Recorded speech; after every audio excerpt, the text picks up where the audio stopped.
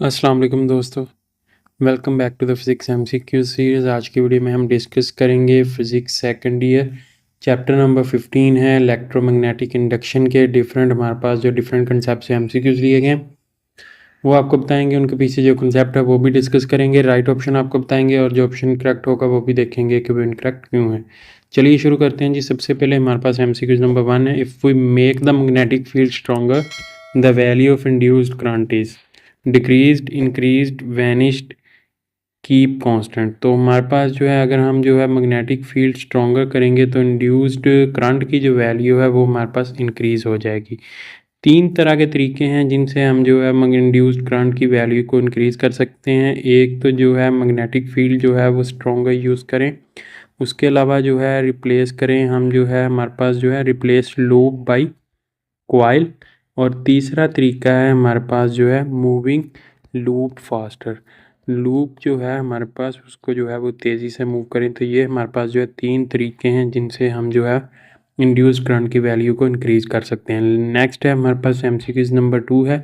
Length law is in accordance with the law of conservation of. Lenz law किस law के law of conservation के according है? Energy, mass, change, momentum. तो alpha option यहाँ पर जो है राइट है। Lenz law in accordance with law of conservation of energy है। If the rod of unit length moving at 30 degree through magnetic field of 1 Tesla, if velocity of rod 1 meter per square 1 meter per second, then induced EMF in the rod will be। तो हमने जो है वो यहाँ पर जो है length दी गई है जो है यूनिट लेंथ यानी 1 मीटर है, मैग्नेटिक फील्ड 1 टेस्ला है और रॉड की वेलोसिटी दी गई है। तो हमने इंड्यूस्ड ईएमएफ जो है वो मालूम करनी है। तो ईएमएफ जो होती है वो हमारे पास होती है -VBL साइन थीटा। थीटा यहाँ पर जो है वो 30 है। तो यहाँ पर वैल्यूज़ पुट करेंगे। V जो है वो हमारे पास जो है यहाँ पर 1 है, B भी 1 है और L भी जो है वो 1 है और साइन 30। तो यहाँ पर बाकी चीज़ें तीनों ही 1 1 हैं तो वो हमारे पास जो है यहाँ पर जो है वो कोई असर नहीं डालेंगी। यहाँ पर वैल्यू जो हमारी डिपेंड करेगी वो साइन 30 पर जो है वो डिपेंड करेगी। तो साइन 30 हमें मालूम है कि 1/2 होता है और 1/2 0.5। तो 0.5 वोल्ट जो है वो हमारे पास जो है ईएमएफ होगी। बीटा ऑप्शन यहाँ पर जो है राइट होगा। नेक्स्ट है हमारे पास एमसीक्यूज नंबर 4 है। Lenz law refers to. Lenz law किस लॉ से रेफर करता है? Induced current. लेंज लॉ किस चीज़ को रेफर करता है? Induced current, induced potential, motional EMF, all of these. तो लेंज लॉ जो है वो हमारे पास इंड्यूस्ड करंट को रेफर करता है, जबकि हमारे पास जो दूसरा लॉ है फ्राडेज लॉ वो हमारे पास जो है जी इंड्यूस्ड ईएमएफ को जो है वो रेफर करता है, इंड्यूस्ड ईएमएफ को। तो यहाँ पर हमारे पास जो अल्फा ऑप्शन जो है राइट होगा। नेक्स्ट है हमारे पास एमसीक्यूज नंबर 5 है। A coil of inductance 5, current through it changes at a ratio of 5 ampere per second. The EMF induced in the coil will be। तो यहाँ पर हमने जो है EMF जो है वो निकालनी है। इंडक्टेंस दी गई है, rate of change of current दिया गया है। तो हमारे पास हमें मालूम है कि हमारे पास जो फार्मूला होता है L is equal to EL over delta I over delta T. तो ये हमारे पास rate of change of current है और ये हमारे पास जो है इंडक्टेंस है और ईएमएफ हमने जो है वो मालूम करनी है। तो यहाँ पर ईएमएफ ने मालूम करनी है और ये जो rate of change of current है ये दूसरी साइड पर जाकर जो है वो हमारे पास जो है मल्टीप्लाई हो जाएगा। तो यहाँ पर हमारे पास जो है जी 5 है यहाँ पर इंडक्टेंस और rate of change of current जो है वो भी हमारे पास 5 एम्पेयर पर सेकेंड है। तो ये दोनों मल्टीप्लाई हो जाएंगे। 25 वोल्ट यहाँ पर जो है वो हमारे पास जो है ईएमएफ आ जाएगी। बीटा ऑप्शन यहाँ पर जो है राइट होगा। नेक्स्ट एमसीक्यूज है हमारे पास। If magnetic field is double then the magnetic energy density becomes. अगर हम मैग्नेटिक फील्ड को डबल कर दें तो मैग्नेटिक एनर्जी डेंसिटी पर जो है वो क्या असर पड़ेगा?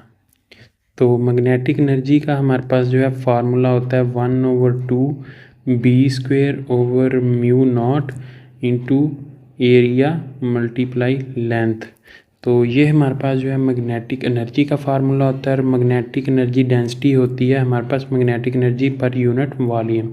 तो वो हमारे पास जो है ये वॉल्यूम को रिप्रेजेंट करेगा। ये यहाँ से कट जाएगा अगर इसको पर यूनिट वॉल्यूम से हम जो है वो डिवाइड करेंगे तो ये हमारे पास जो ख़त्म हो जाएगा। तो यहाँ पर हमारे पास जो है जो हमारे पास जो है यहाँ पर एनर्जी डेंसिटी का जो है वो फार्मूला आएगा, वो आएगा जी, उसको हम स्मॉल यू से जो है वो डिनोट करते हैं 1/2 b² / μ0।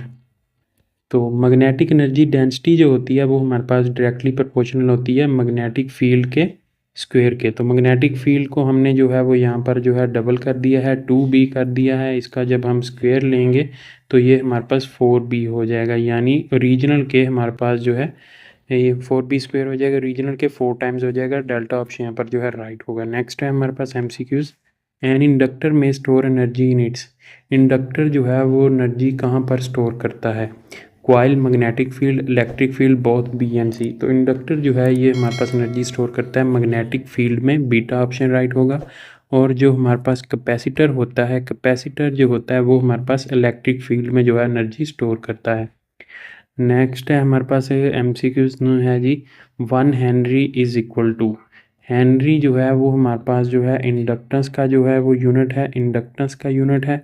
तो हमारे पास इंडक्टेंस का फार्मूला होता है L is equal to epsilon over delta I over delta T। तो ये जो हमारे पास डेल्टा T है ये ऊपर जाकर जो है वो मल्टीप्लाई कर जाएगा EMF के साथ, और नीचे जो है वो हमारे पास जो है डेल्टा I रह जाएगा। अब इनके यूनिट लिख लेंगे।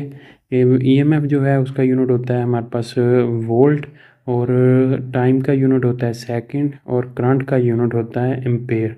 तो ये हमारे पास बन जाएगा वोल्ट सेकंड पर एम्पेयर। तो यहाँ पर हमारे पास जो है अल्फ़ा ऑप्शन जो है राइट होगा।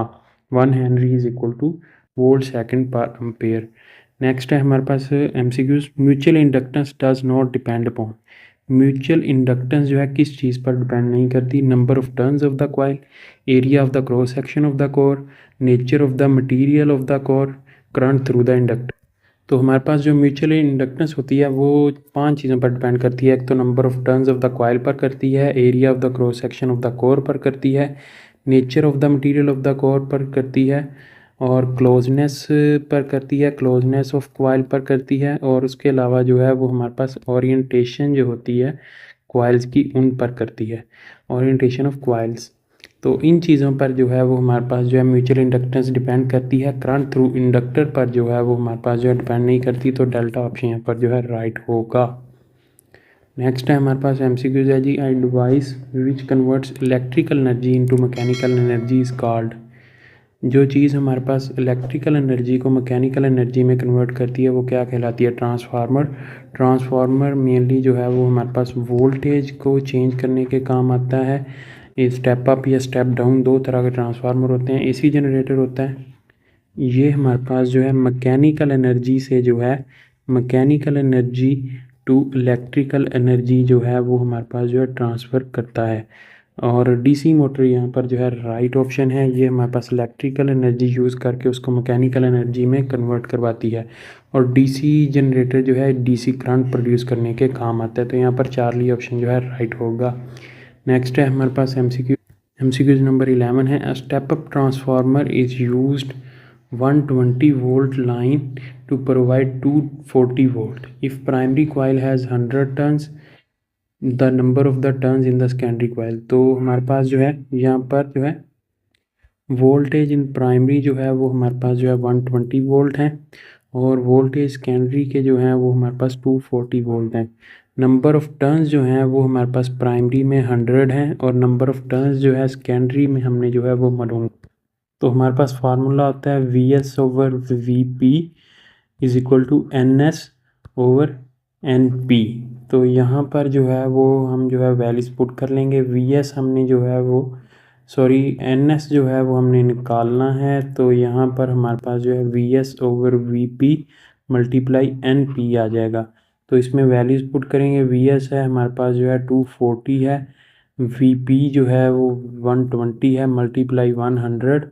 120 को 240 से डिवाइड करेंगे, ऊपर 2 आ जाएगा, 2 मल्टीप्लाई 100 तो 200 ये टर्न्स यहाँ पर जो है वो हमारे पास सेकेंडरी में होने चाहिए। तो डेल्टा ऑप्शन यहाँ पर जो है राइट होगा MCQ नंबर 11 का। नेक्स्ट हमारे पास लास्ट MCQ है, MCQ number 12, turn ratio of the transformer is 50, यानी number of turns in secondary और number of turns in primary जो है वो हमारे पास 50 है। if 220 AC volt is applied into its primary coil, voltage in the secondary coil will be। तो यहाँ पर हमारे पास जो वोल्टेज प्राइमरी में है वो हमारे पास जो है 220 वोल्ट है। तो यहाँ पर हमने जो है वोल्टेज सेकेंडरी वो में हमने जो है वो मालूम करने हैं। तो यहाँ पर हमारे पास जो है फार्मूला वही जो पिछले एमसीक्यूज वाला है वही लगेगा, V S over V P is equal to N S over N P. V S हमने जो है वो मालूम करना है N S over N P multiply V P. N S over N P जो है वो 50 है और वी पी जो है वो 220 वोल्ट है। तो ये हम जब मल्टीप्लाई करेंगे तो ये हमारे पास जो है 11,000 जो है वोल्ट बन जाएंगे। तो डेल्टा ऑप्शन में हमारे पास जो है आंसर जो है वो मौजूद है। तो दोस्तों यहाँ पर हमारे पास जो है तमाम तरह एमसीक्यूज जो हैं वो कंप्लीट होते हैं इलेक्ट्रोमैग्नेटिक इंडक्शन के। उम्मीद करता हूँ दोस्तों आपको वीडियो पसंद आई होगी। वीडियो पसंद आई हो तो इसे लाइक कीजिएगा, दोस्तों के साथ शेयर कीजिएगा। अगर आप इस चैनल पर नहीं है तो चैनल सब्सक्राइब कर लें, तो आप बेल आइकन को प्रेस कर लें। इस वीडियो में इतना मिलेंगे कि नई वीडियो के साथ अपना बहुत सारा ख्याल रखिएगा, दुआ में याद रखिएगा। तब तक के लिए अल्लाह हाफिज़।